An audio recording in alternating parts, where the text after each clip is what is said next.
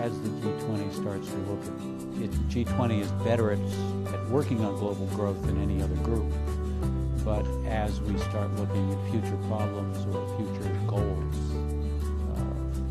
we may have to change the composition or at least include other people from time to time.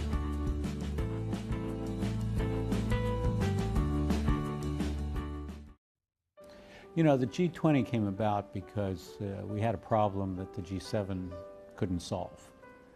And we needed these countries to be able to solve the problem of the crisis.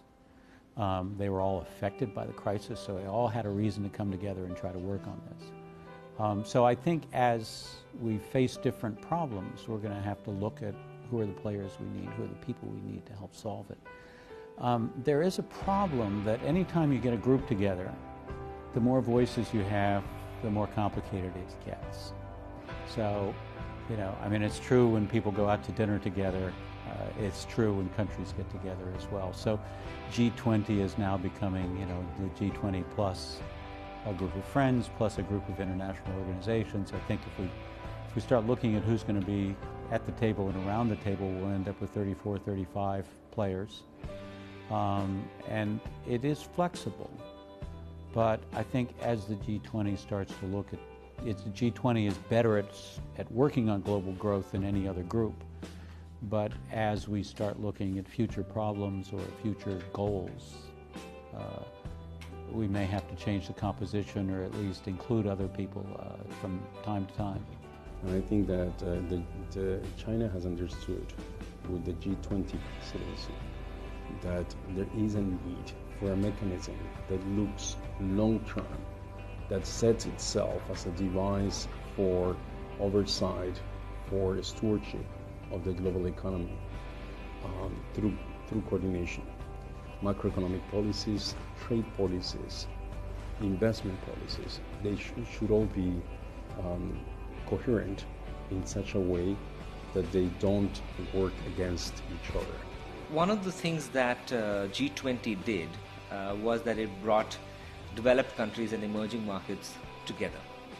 And that was hailed as a big success because otherwise these countries were not together, they were not discussing the issues together. But the issues themselves had become global. So G7 cannot deal with the issues by themselves, the emerging countries cannot deal with the issues by themselves, or the less developed countries cannot deal with the issues with themselves.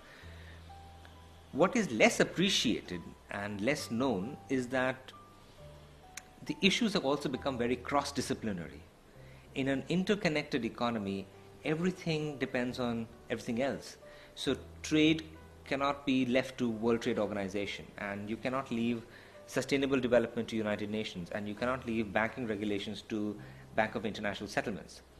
So it's all integrated, and energy markets cannot be left to International Energy Agency, and regulations cannot be left to IOSCO. So G20 enabled a discussion to take place on cross-disciplinary issues. It brought all of it in one fold, but it was able to discuss issues that are more cross-disciplinary, and that is the biggest benefit of G20. And it is the place to coordinate policies among the major economies,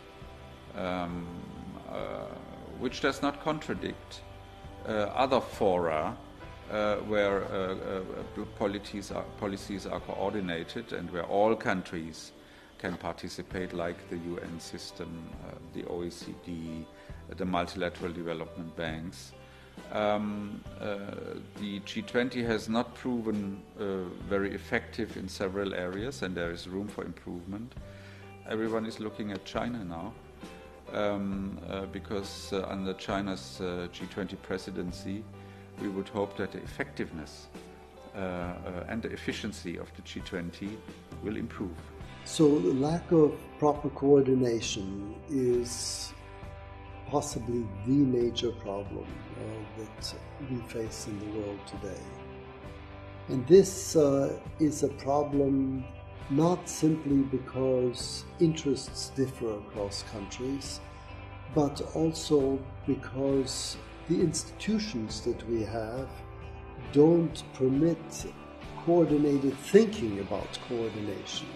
We've had the climate conference, COP21 in Paris. We have the SDGs that were signed through the UN in August. We have initiatives that the G20 has started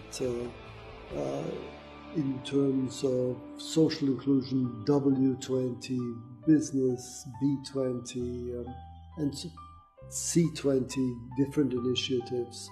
We have many different groups concerned with many different issues, and these issues are all interlock with one another, and the world needs more coherence. The G20 could become a major implementer of these many different initiatives. They could become an implementer of the Sustainable Development Goals. They could implement the climate agreement. They could play an important role in green infrastructure investment.